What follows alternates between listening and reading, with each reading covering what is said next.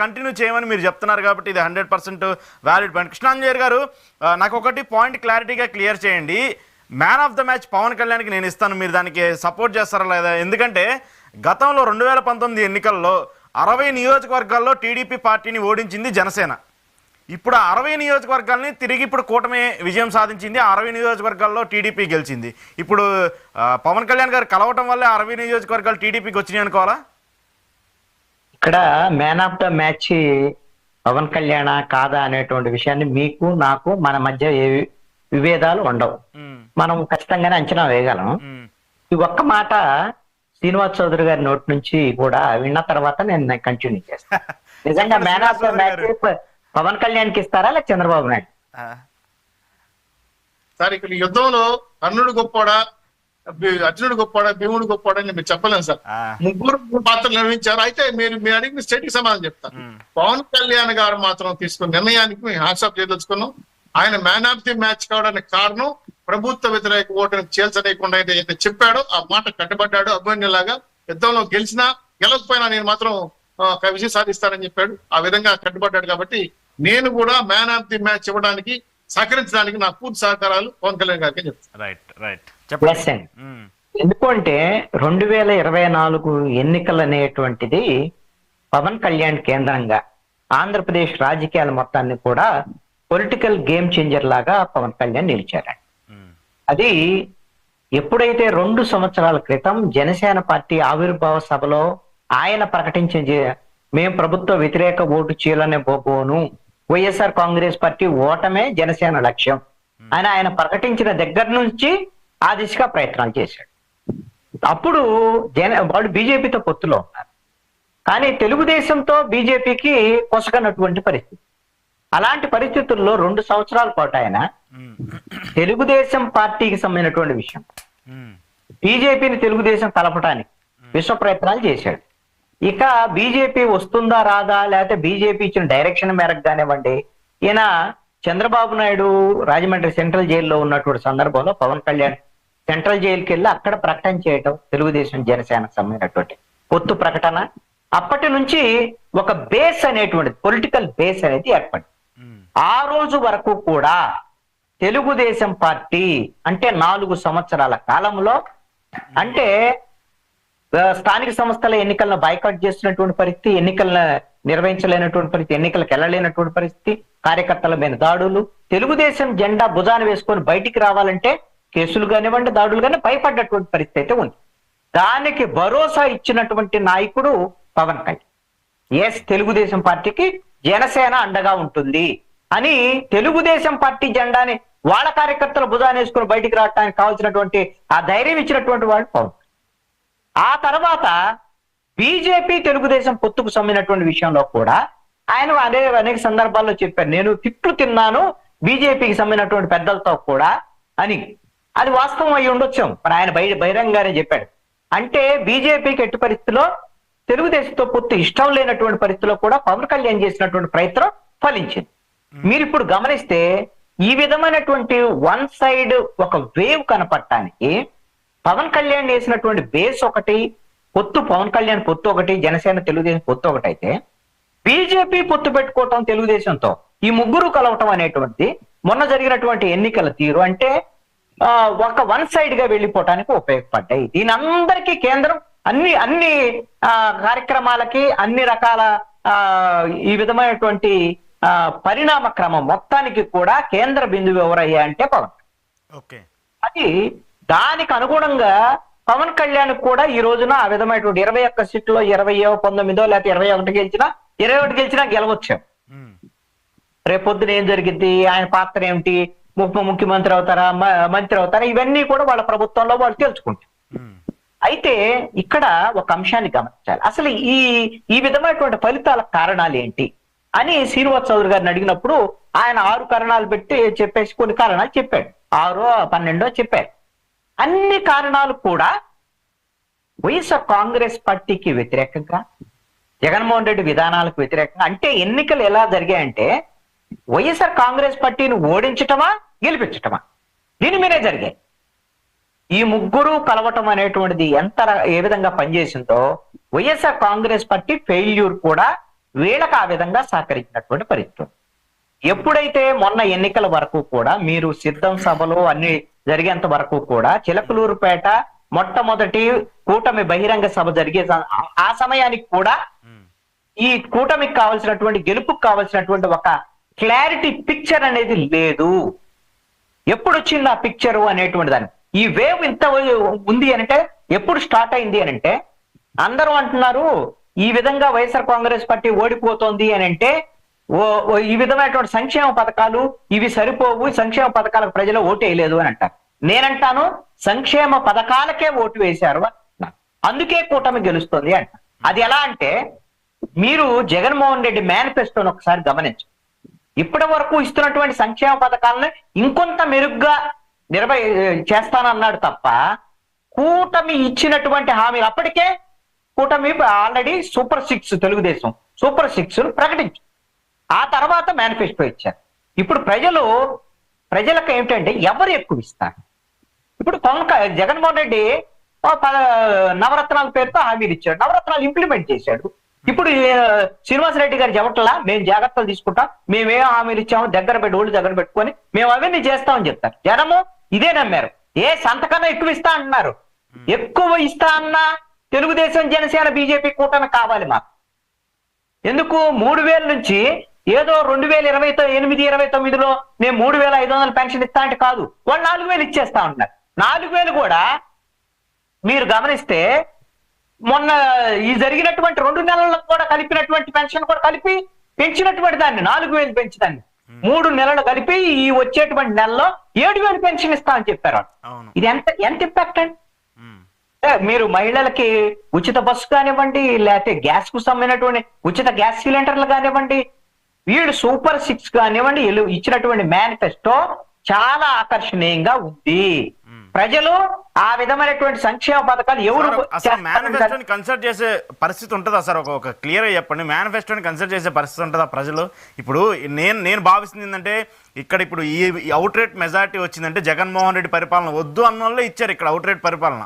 ఇప్పుడు జగన్మోహన్ రెడ్డి పరిపాలన అప్పుడేంటి, చంద్రబాబు నాయుడు వద్దు మాకు జగన్ కావాలన్నారు, ఇప్పుడు జగన్ వద్దు మాకు కూటమి కావాలని చెప్పేసి ప్రజలు యాక్సెప్ట్ చేశారు. ఇప్పుడు ఎంతవరకు మేనిఫెస్టో ఇంప్లిమెంటేషన్స్ ఉంటాయి?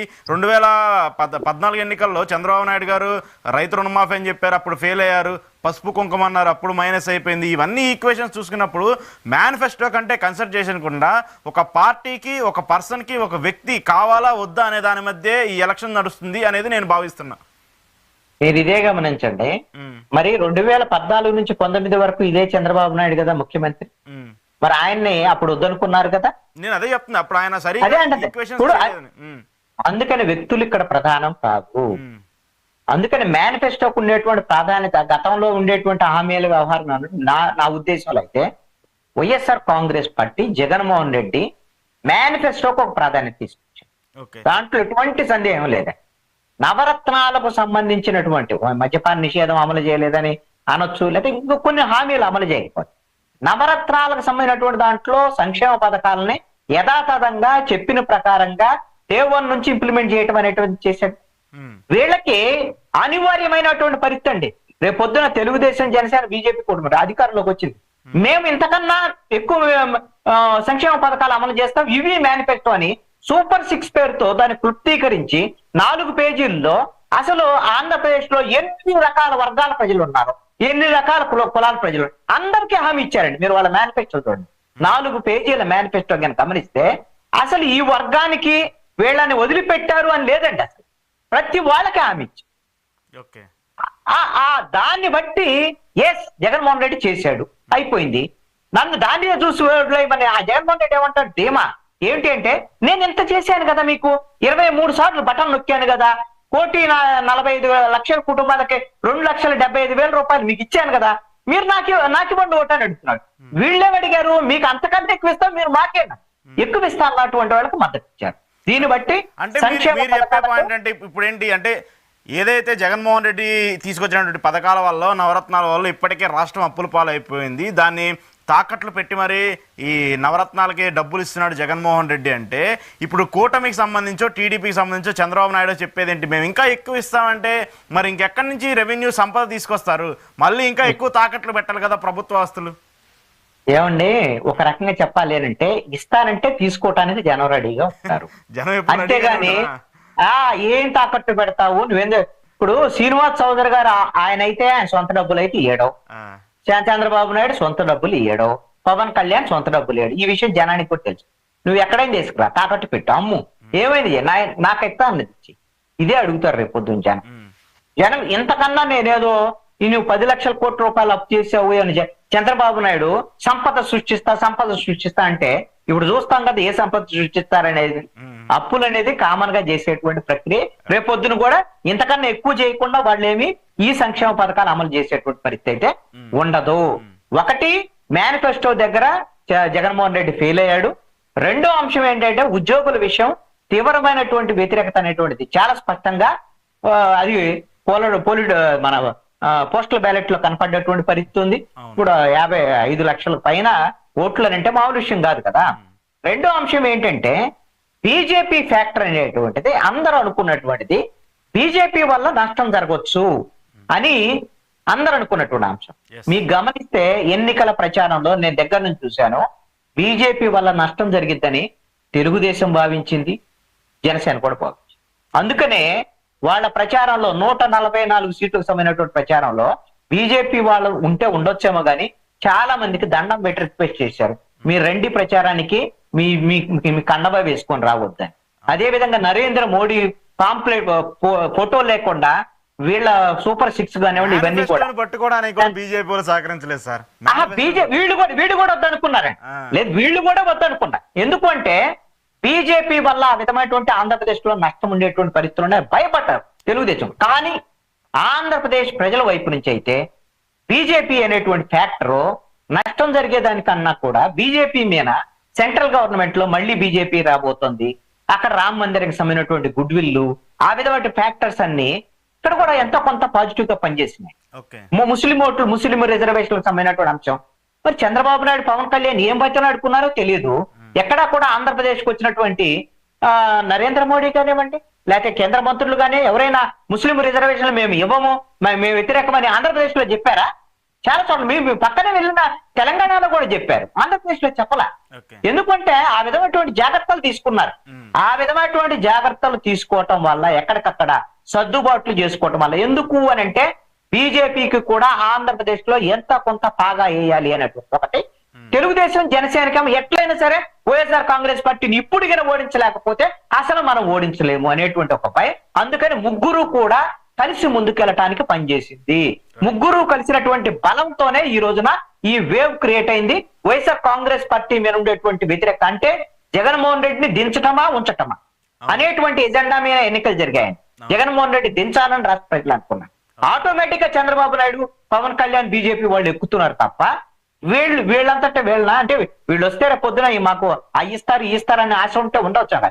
కానీ ఇది అంత పాజిటివ్ ఓట్ అనేటువంటిది వాళ్ళు కూడా అనుకుంటారని నేను అనుకోను. ఇది ఒక రకంగా వాళ్ళకి చెంపపెట్టే కాబట్టి వైఎస్ఆర్ కాంగ్రెస్ పార్టీ మేము జాగ్రత్తగా ఉంటామని ఇప్పుడు శ్రీనివాస్ చౌదరి గారు చెప్పారు కదా.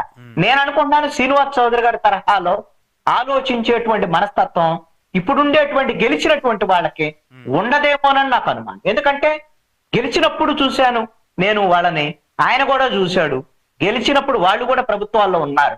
కాబట్టి ఇప్పటికైనా సరే గత తప్పిదాలు ఏవేదైతే ఉన్నాయో ఆ అనుభవాలను గుణపాఠాలుగా తీసుకొని జాగ్రత్త చేసుకుంటే భవిష్యత్తు తెలుగుదేశం పార్టీకి ఉండేదానికి అవకాశం. మేము గెలిచాం కదా, ప్రభుత్వాన్ని ఏర్పాటు చేశాం కదా, మా భవిష్యత్తు గురించి ఏమిటి అనొచ్చు. అంటే 5 ఏళ్ల తర్వాత వీళ్ళు అవుతున్నారు, వీళ్ళు వాళ్ళు అవుతున్నారు. ఇది మనం 10 ఏళ్లలో చూసినటువంటి కొత్త ఆంధ్రప్రదేశ్ లో జరిగినటువంటి పరిణామం. కాబట్టి శ్రీనివాస్ చౌదరి గారి తరహాలో గెలిచినటువంటి నాయకులు కూడా ఆలోచిస్తే అటు వాళ్ళకే బాగుంటుంది, రాష్ట్రానికి కూడా బాగుంటుంది. ఇక్కడ ఒక విషయం అండి చాలా సంతోషించాల్సినటువంటి అంశం ఏంటంటే మీరు కేంద్రంలో కూడా మీరు ఈ రోజున ఉండేటువంటి ఫలితాలను ఒక్కసారి మనం పరిశీలిస్తే వాళ్ళు చెప్పిన 400 సీట్లు మాకు ఎన్డీఏకి ఇవన్నీ ఆ పరిస్థితులు కనపడటం లేదండి. వాళ్ళ ఇప్పుడు ఎన్డీఏకి 294 మేర లీడింగ్ ఉంటే యూపీ మన ఇండియా కూటమికి 234, 240 సీట్లు లీడింగ్ లో ఉన్నటువంటి పరిస్థితి ఉంది. అంటే మీకు 2019లో వాళ్ళు 303 సీట్లు బీజేపీకి వస్తే వాళ్ళు ఈ రోజున 370 మాకు వస్తాయి.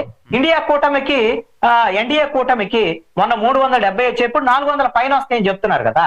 నాకున్నటువంటి సమాచారం మేరకు ఇప్పుడు ఉండేటువంటి ఆ లీడ్స్ ని గిన మనం ఒకసారి గమనిస్తే 272 అనేటువంటి మ్యాజిక్ ఫిగర్ ని బీజేపీ చేరుకోలేకపోతోంది అనేటువంటిది స్పష్టంగా కనపడుతుంది. చేరుకోలేదా విత్ విత్ విత్ ఎన్డీఏ కూటమితో ఎన్డీఏతో చేరుకోవచ్చు. ఎన్డీఏ కూటమి వారితో చేరుకొని ప్రభుత్వాన్ని కూడా ఏర్పాటు చేయొచ్చు. అలాంటి పరిస్థితుల్లో ఆంధ్రప్రదేశ్ లో ఉండేటువంటి తెలుగుదేశము, జనసేన సంబంధించినటువంటి ఎంపీ సీట్ల యొక్క ప్రభావం, అవసరము అనేటువంటిది కేంద్ర ప్రభుత్వంలో, ఎన్డీఏ ప్రభుత్వంలో కీలకంగా గిన మారితే ఆంధ్రప్రదేశ్ కి ఈ 10 ఏళ్లలో జరిగినటువంటి నష్టం ఏదైతే ఉందో విభజన తర్వాత వాటన్నిటిని మనం సాధించుకోవటానికి ఇప్పుడు శ్రీనివాస్ చౌదరి గారు అన్నట్టుగా పోలవరాన్ని పూర్తి చేస్తాం, అమరావతిని పూర్తి చేస్తాం అంటే ఖచ్చితంగా మనకు జుట్టు దొరికింది కేంద్ర ప్రభుత్వం, నరేంద్ర మోడీ జుట్టు అనుకోవాలి. ఎందుకంటే 2019లో గెలిచిన వెంటనే జగన్మోహన్ రెడ్డి చెప్పినటువంటి మాట ఏంటి?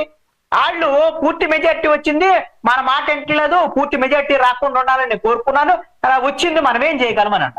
కానీ ఇప్పుడు వీళ్ళకి ఆ విధంగా పూర్తి మెజార్టీ లేనటువంటి ఎన్డీఏ కూటమి రేపొద్దున అధికారంలోకి రాబోతోంది. ఆ విధమైనటువంటి ఒక అవకాశము, ఒక వరం లాగా ఈ రోజున తెలుగుదేశం పార్టీకి, జనసేనకు వచ్చిన ఆంధ్రప్రదేశ్ కి జరిగినటువంటి 10 ఏళ్ల నష్టాన్ని పోర్చడానికి కావాల్సినటువంటి ఒక అమూల్యమైనటువంటి అవకాశాన్ని ఆంధ్రప్రదేశ్ ప్రజలు ఇచ్చారు. దేశంలో కూడా బీజేపీని, నరేంద్ర మోడీని ఒక పక్కన కూర్చోబెట్టినటువంటి పరిస్థితి ఉంది. కాబట్టి ఈ అవకాశాన్ని ఉపయోగించుకొని రాష్ట్రానికి రావాల్సిన హక్కుగా రావాల్సినటువంటి వాటిని సాధించడానికి తెలుగుదేశం చూద్దాం. దాని గురించి కూడా వీళ్ళు అడగాలి కదా, డిమాండ్ అదేంటన్నా ప్రయత్నం చేయాలి. చౌదరి గారు ఏంటి ప్రయత్నం చేస్తారా? ఇక్కడ ప్రధానంగా అంటే నాకు పాయింట్ ఏంటంటే, ముఖ్యంగా సెంట్రల్ ఆంధ్రాకి సంబంధించి రాజధాని ప్రాంతం ఏదైతే ఉందో, కృష్ణా, గుంటూరు, ఇటు కొంచెం ప్రకాశం జిల్లా, ఈ 3